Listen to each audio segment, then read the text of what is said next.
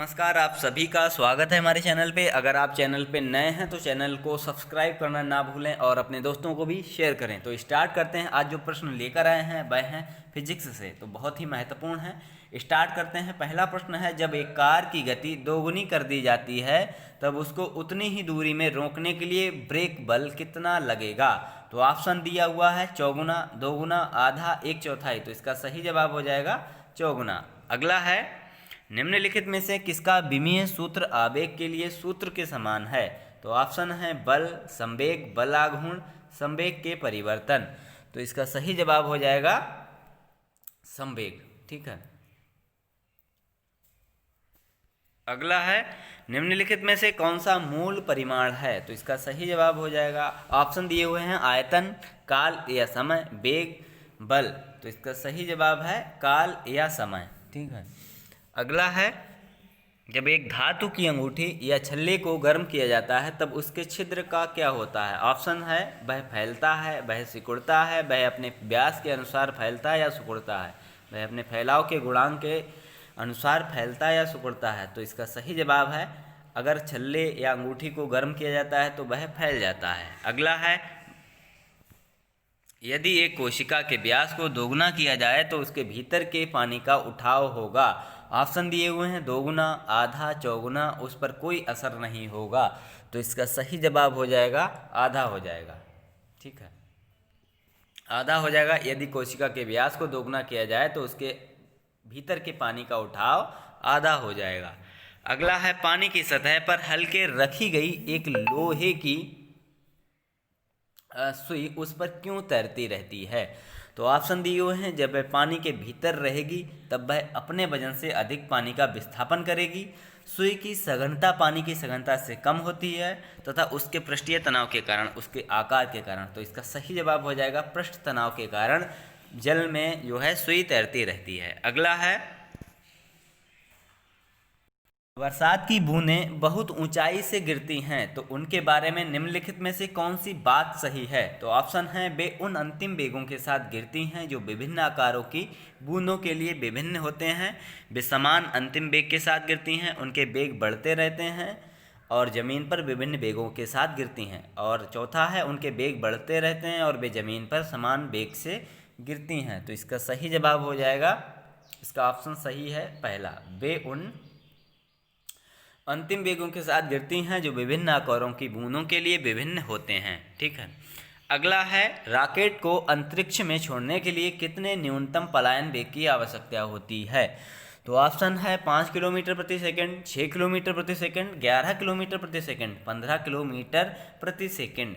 तो 11 किलोमीटर प्रति सेकंड से जो है रॉकेट को अंतरिक्ष में छोड़ने के लिए इसके पलायन वेग की आवश्यकता होती 11 किलोमीटर प्रति सेकंड। ठीक है।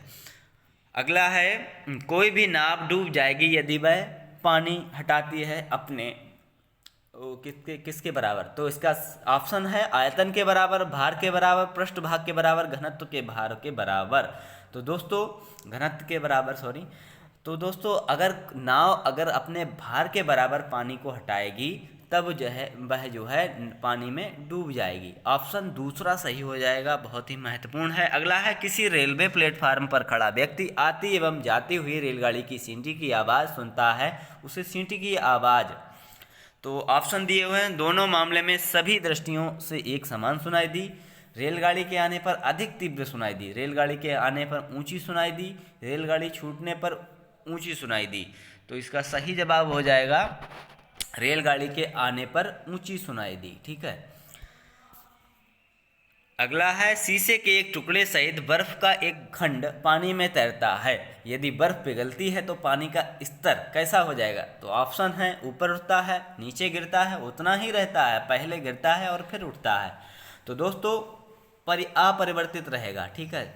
अगर आपके गिलास में बर्फ का टुकड़ा डाल दिया जाए तो वह पिघल जाएगा, मतलब उसका जल का जो स्तर है वह अपरिवर्तित ही रहेगा पिघलने के बाद भी।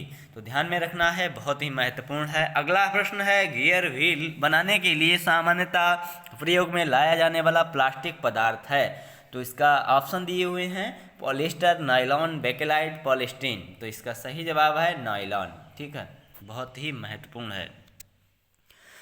अगला प्रश्न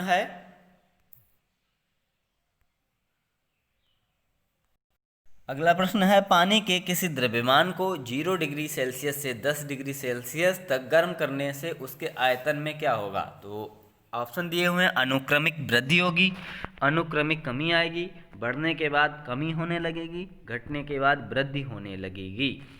तो पहले जो घटेगा फिर बढ़ेगा, ठीक है। 0 से 5 डिग्री सेल्सियस तक उसका जो आयतन है वह बढ़ेगा, और 0 से 5 डिग्री तक जो है उसका आयतन घटेगा, ठीक है। और बाद में 5 से 10 डिग्री तक इसके आयतन में वृद्धि होने लगेगी, ठीक है।